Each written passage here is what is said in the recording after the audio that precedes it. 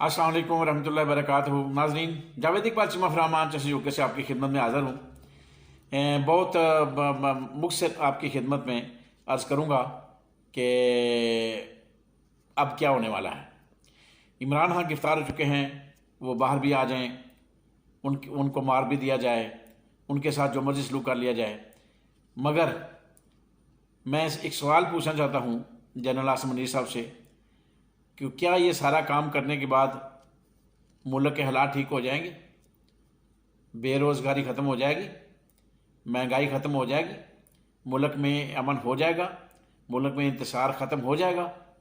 ये सवाल हैं जिनके जवाब जनरल साहब को बैठ के गौर से सोचना चाहिए कि ये सब कुछ नहीं होगा। ये इस काम को इमरान खान को रास्ते से हटाने के बाद कि आप समझ लें कि आप चैन की बांसुरी बजाएंगे और कहते हैं ना बजे रहे बांस ना बजे बांसुरी, तो फिर आप बड़े सुकून से ज़िंदगी गुजारेंगे, तो ये नहीं हो सकता।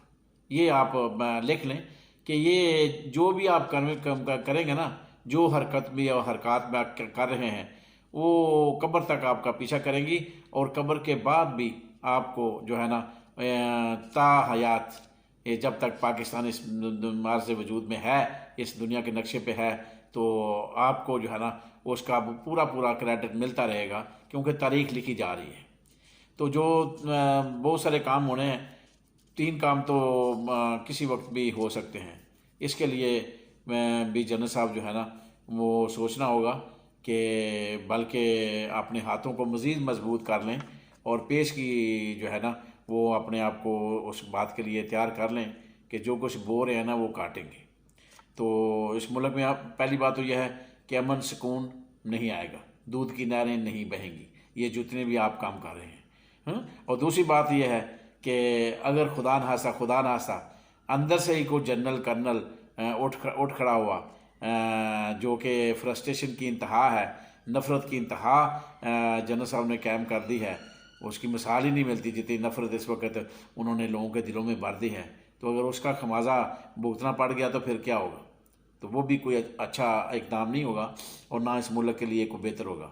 तो इसलिए बेहतर तो ये था कि सारे होश के नाखन लेते और सोचते कि मुल्क को किस तरह आगे लेके चलना है। ये सब को बैठने का सोचने का वक्त था।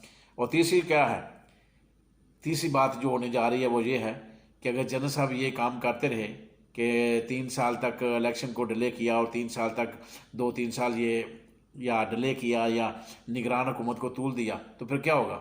आज जो PDM का टोला है, जो समझते हैं कि जनरल साहब मैंने इनको अपने हाथों में राम कर लिया है, सबसे पहले ये लोग फिर दोबारा PDM का टोला इसी फौज को गालियां देना शुरू कर देंगे जो कि पहले देते रहे हैं। अब वो चंद दिन के लिए गालियां नहीं दे रहे, फिर भी चंद लोग बीच में से अभी भी दे रहे हैं, और चंद अभी फिर खुल्लम खुल्ला जो है ना वो PDM का टोला फौज को गालियां देना शुरू कर देगा जब इलेक्शन जो है ना होंगे। तो ये असल क्या थी?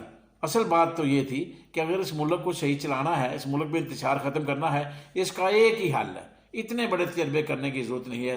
हल क्या है?